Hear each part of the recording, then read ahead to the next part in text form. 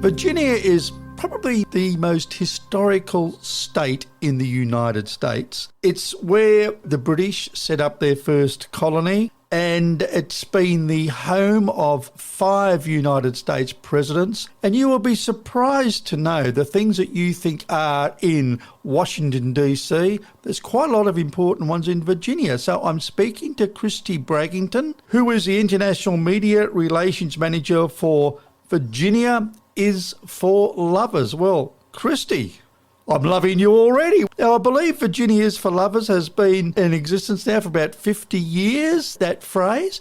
Why did you choose that phrase? Is it because everyone that goes there doesn't want to leave? That's a good one. I should use that one. Slogan, yes, you are correct. It's been around for 50 years. Actually, 50 was our anniversary in 2019. So 50 plus years at this point. The slogan came about because our agency at the time, the Martin Agency, which is now actually our agency of record again, was searching around and trying to figure out a good new tourism slogan. And it's actually Virginia Tourism Corporation is our technical title. Right. We don't like technical things though, do we? No. We use it Virginia Tourism for short. So they were looking around for a slogan concept for Virginia tourism.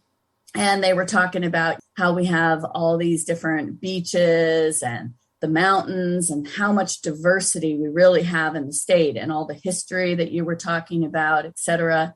And they were contemplating and saying something like, why don't we say Virginia is for lovers of beaches and Virginia is for lovers of mountains? And that, of course, was kind of awkward. Plus, it didn't put it all under one heading.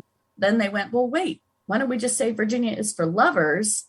And then we'll explain. So that's what got sent up the chain and it was agreed upon. And there it was birthed. The interesting thing, of course, is that it got a lot of buzz right off the bat because especially during the time frame when it was launched, you got a lot of people going, oh, lovers. Oh, it's romance. And so it actually makes for a great talking point because we can say, no. It's about lovers of vacation, lovers of time with family, lovers of time off, lovers of everything that's great in a vacation, Virginia has.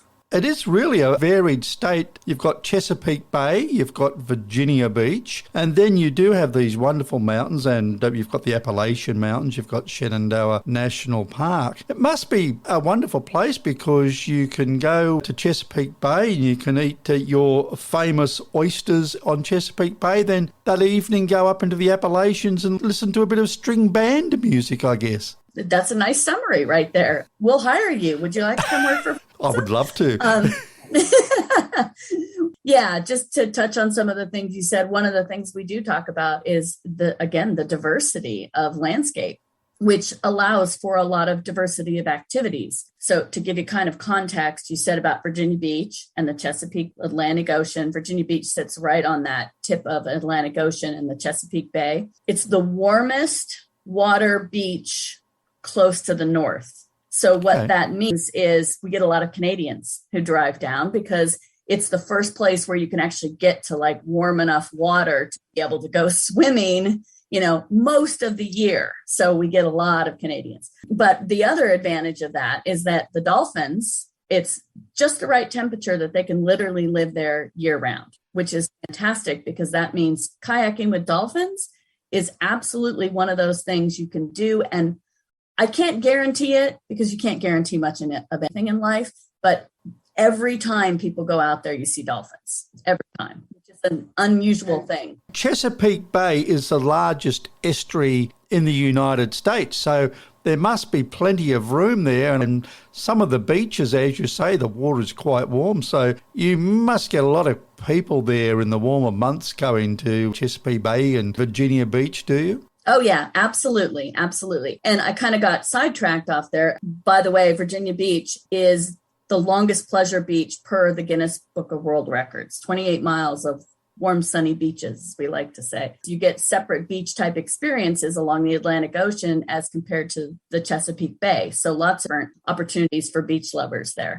Correct. Exactly right. So the surfing competitions, for example, in Virginia Beach happen on the Atlantic Ocean side, whereas, a lot of the fishing, a lot of the kids playing in the gentle waves happen on the Chesapeake Bay side. And you are correct about the largest estuary. There's been a move on for years, but now it's coming back to a head to turn the Chesapeake Bay into a national park, a national preservation area. And they would still have access for boats and all of that stuff, but there would be areas that are set off so that it's more preserved for the long term. So that'll be interesting to look at as it comes along. I have a little bit of interest in history, and certainly if you are interested in US history, then Virginia is the place to go. As I mentioned before, it was the first colony that the British set up there, but it was also very, very important during the American Civil War. And there's so much. You've got towns like Williamsburg, for instance, which are just full of...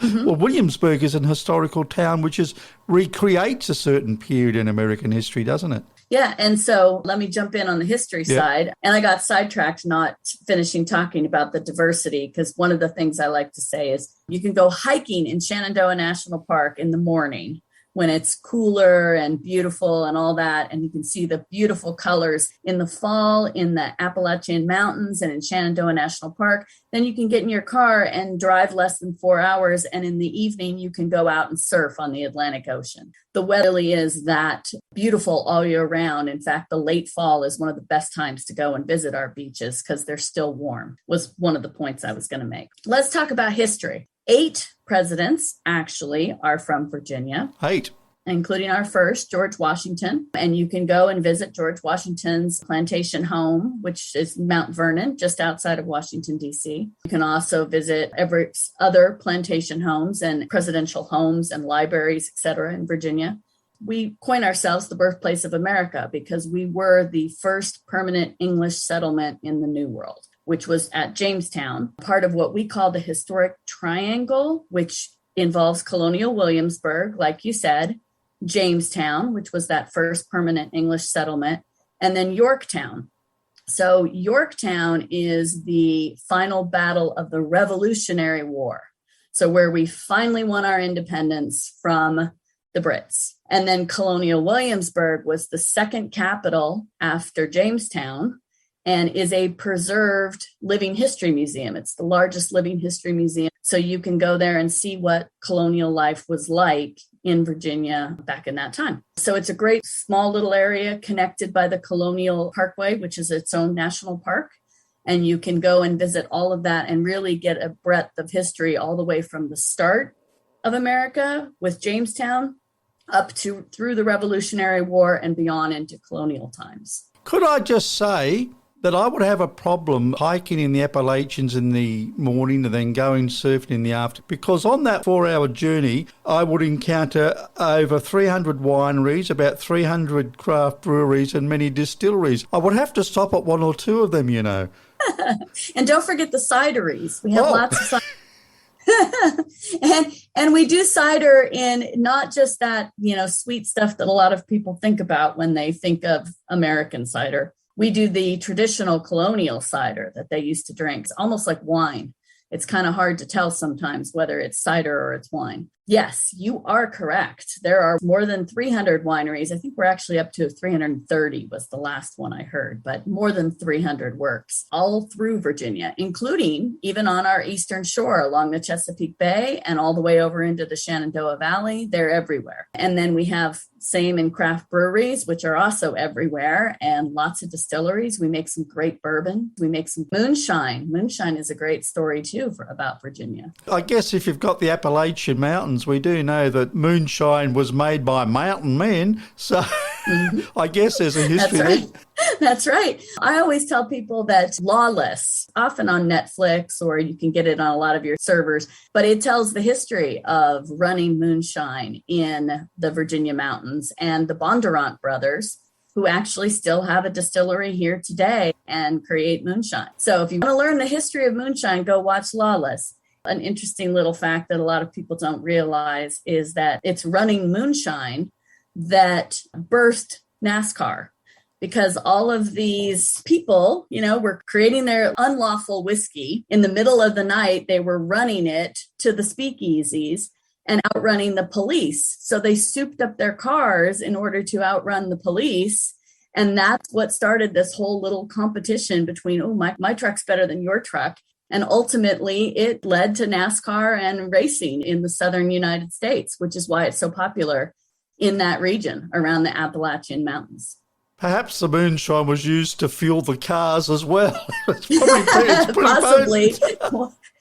Quite possibly, or a slight version of it. Yes, I wouldn't be surprised, because it's legal to create moonshine now in the U.S. And literally, you can go and talk to people whose families have been doing it since the start. And the history there is just really entertaining and, I must say, quite delicious. I do know we talked about it's the home of NASCAR. I found out it's also the home of country music. Now, that is a surprise, because one thought, maybe that started in Nashville or Memphis or somewhere like that. But it started in Virginia. And to be fair, let's tell the whole story. So Bristol is the official, designated by Congress, birthplace of country music. Bristol sits on the Tennessee-Virginia line. Their main street is called State Street.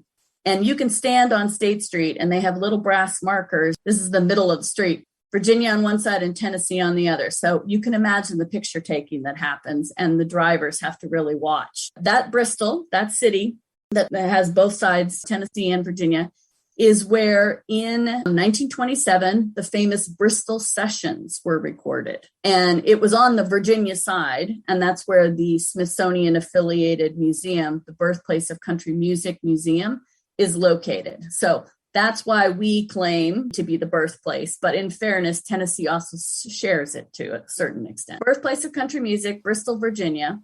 And in 1927 was the first time that a record producer worked in partnership with a mountain music man. And he helped bring down musicians from the mountains, and they put the music onto records for the first time ever, and then distributed it worldwide. It all started right there. And the Carter family, which June Carter Cash, married to Johnny Cash, that's where she descends from. The Carter family, which is known as the first family of country music, that's where they were discovered, were at those Bristol Sessions. Even today, you can go visit the Carter family fold, which is in Virginia, just outside of Bristol. And every Saturday night, they do live music, where you can go and you can hear that mountain music and you can learn how to flat foot dance. They're happy to teach you, pull you on down.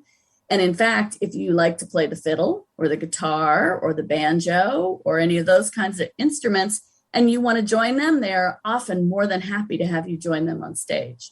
So it's a very community-oriented experience, great way to learn and listen to mountain music. And there are other venues around Virginia and that Southwest Virginia area, all part of our Heritage Music Trail, the Crooked Road. Lots of other venues where you can go and do the same kind of thing, like the Floyd Country Store, etc. 300 miles, self-drive, go along and just experience true Appalachian mountain community and the people, the way they live, how important music is to them. It's really a fun trip. I know that Patsy Cline, perhaps the greatest female country singer of all time, is a Virginian. And you've also got a jazz there, because my favourite female singer of all time, Ella Fitzgerald, she was also a Virginian. Pharrell Williams, he's a Virginian. You really do turn them out, don't you? Yeah, a couple of fun things to note there. Patsy Cline is, yes, from Winchester, Virginia, which is up at the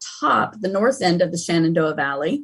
So that's like the top of Virginia versus Bristol at the bottom. But if you go along the bottom of Virginia, I like to explain to people that Virginia is like a shoe. If you're looking down at the side of the shoe, the toe is Bristol, the heel is Virginia Beach.